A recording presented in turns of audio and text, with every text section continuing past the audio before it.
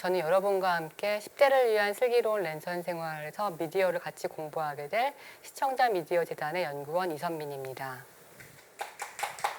10대를 위한 슬기로운 랜선 생활 첫 번째 파트에서는 여러분들이 어떤 미디어의 변화와 관련해서 우리 모두가 이제 미디어의 이용자일 뿐만 아니라 생산자라는 점들에 대해서 얘기를 해보고요. 두 번째 시간에는 미디어의 어떠한 재현과 고정관념에 대해서 이야기를 해보도록 하겠습니다. 그리고 세 번째 시간에는 인포데믹과 허위 정보에 관한 이야기를 해보고 마지막 시간에는 인공지능의 편향성에 관련한 이야기를 해보도록 하겠습니다.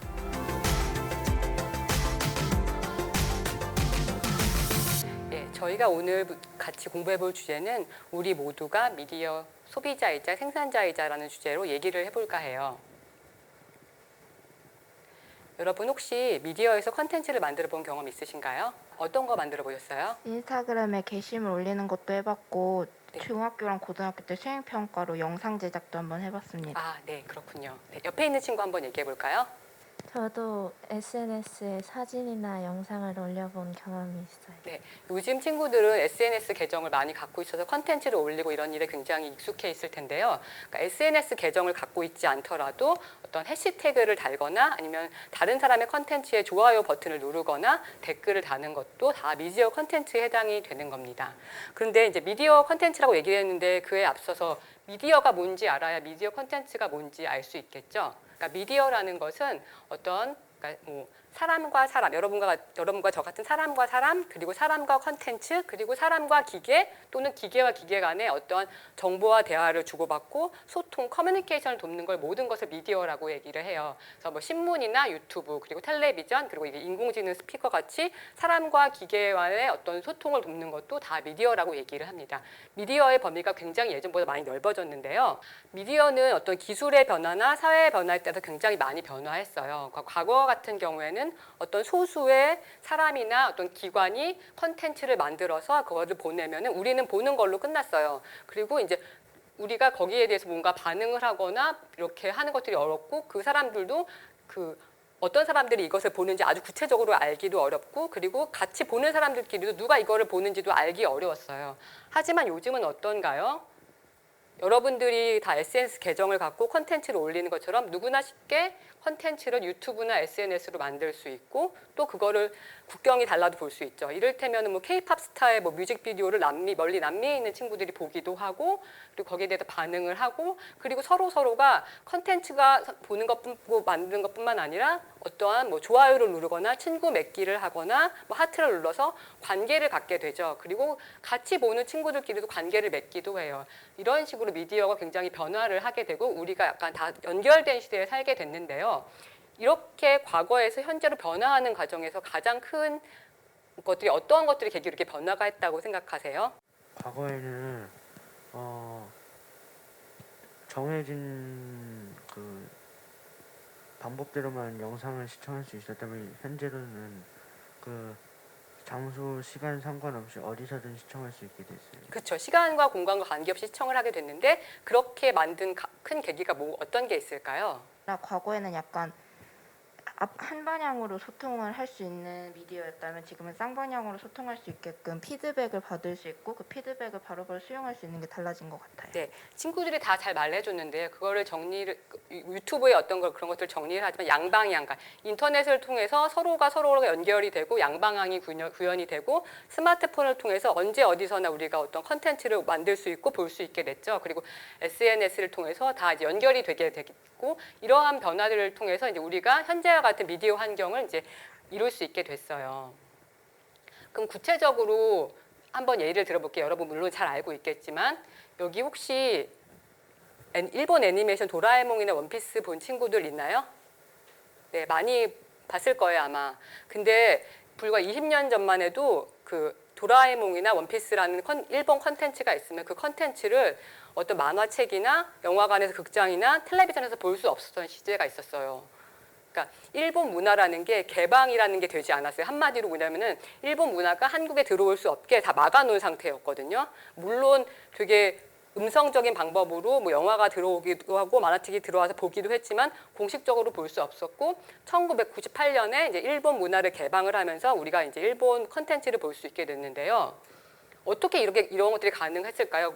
다른 나라의 문화를 막는다는 게 여러분들은 상상할 수 없겠지만 그때는 인터넷이 없었어요. 그러니까 인터넷이 있긴 했지만 지금처럼 보편적으로 사용하지 않았기 때문에 다른 나라의 문화가 들어오는 것을 막을 수가 있었어요. 하지만 지금은 상상조차 할 수 없죠.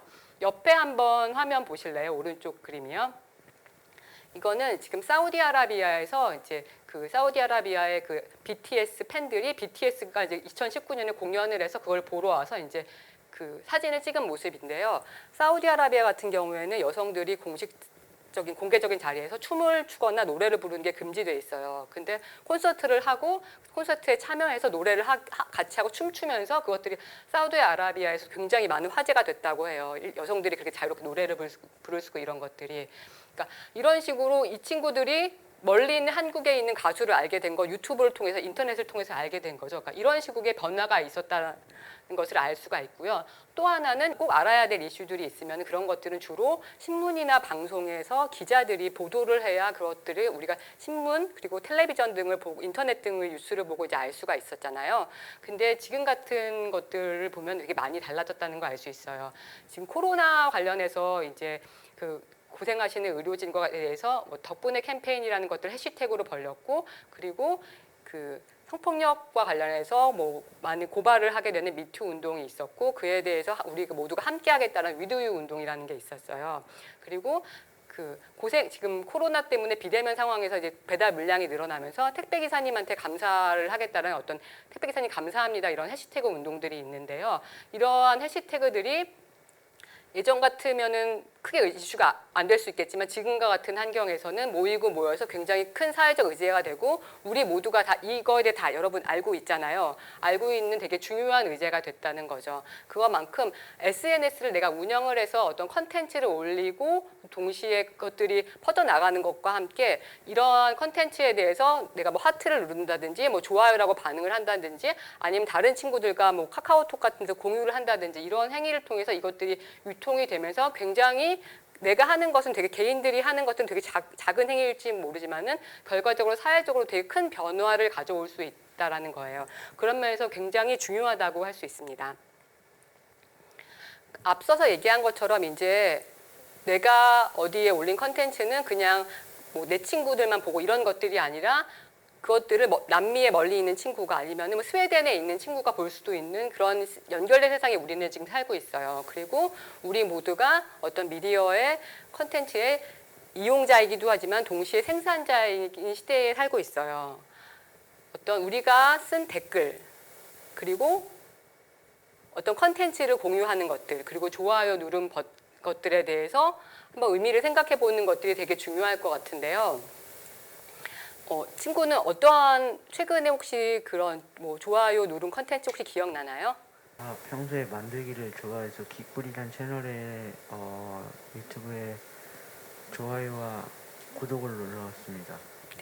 혹시 친구들 중에 내가 뭐 뭔가를 좋아요를 눌렀거나 아니면은 뭐 댓글을 달았거나 이런 컨텐츠 중에 사회적으로 이슈가 된 컨텐츠가 혹시 있었나요? 제가 아이돌을 좋아하는데 그 아이돌이 최근에 컴백을 했거든요. 그 컴백 영상에 좋아요랑 댓글을 썼는데 이번에 많이 이슈가 됐었어요. 그 곡이.